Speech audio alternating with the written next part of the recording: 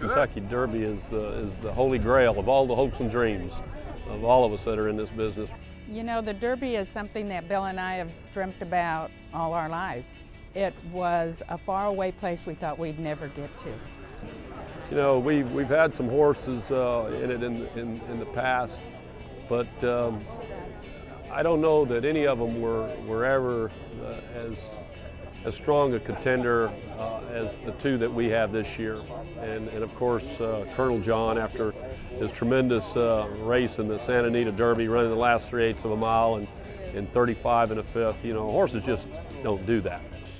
He was a very attractive colt. He was big for his age, and he wasn't your typical precocious 2-year-old with a big butt and kind of light forelimbs. He was very well balanced, which I liked right off the bat. Some horses move forward, some stay static, some move backwards.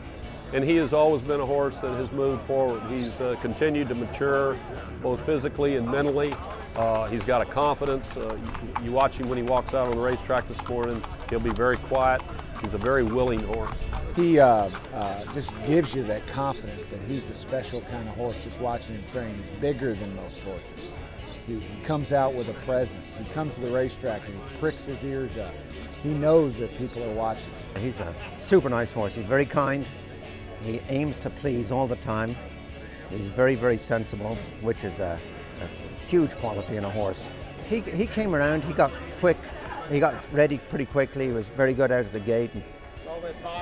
That's right, it was a huge foundation put in him at Windstar Farm. I just had to put the finishing touches to him. Everything has really gone very well. He's adjusted to the dirt track very easily. In fact, he moves as well, if not better, on this surface than he does at Santa Anita.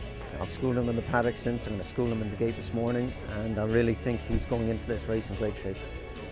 You know, with every race, we just, our hopes continue to grow. So, did you like what you saw this morning? I did. I've liked what I've seen since I got here, and got no reason to change my opinion now.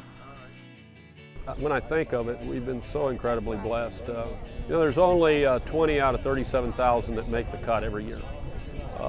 This race, of course, is for straight 3-year-olds. There's about 37,000 horses that are foaled in each crop, and there's only 20 that make the cut. And to have 2 out of that 20 is just phenomenal. And we've been incredibly blessed. No, we never take it for granted because we know how hard it is. I mean, just to have one Derby contender, but to be so lucky to have 2. This is what every farm hopes for. You know, this is what farms are built on. It's just been an extraordinary experience. I'm going to cherish the memories of coming here with some really good friends, with a really good horse, and having a really good time with some really good people. I'm doing good. I'm having the time of my life. Every day is a gift. You know, it's just been very, very special. The weather's been great. And we're just going to enjoy this. You know, it's a golden opportunity. We know it's a blessing. You know, we've been blessed to be here, and we want to always remind everybody about that. To just feel like we're doing our best. We work very hard, but the results are left in the Lord's hands, and we're going to leave it there. So, if it happens, it happens, and if it doesn't, we've had a great time doing it. We're going to try again next year. It's been fantastic, and you know, whatever the outcome of this race, this has just been just absolutely a tremendous week. It's one we'll never forget.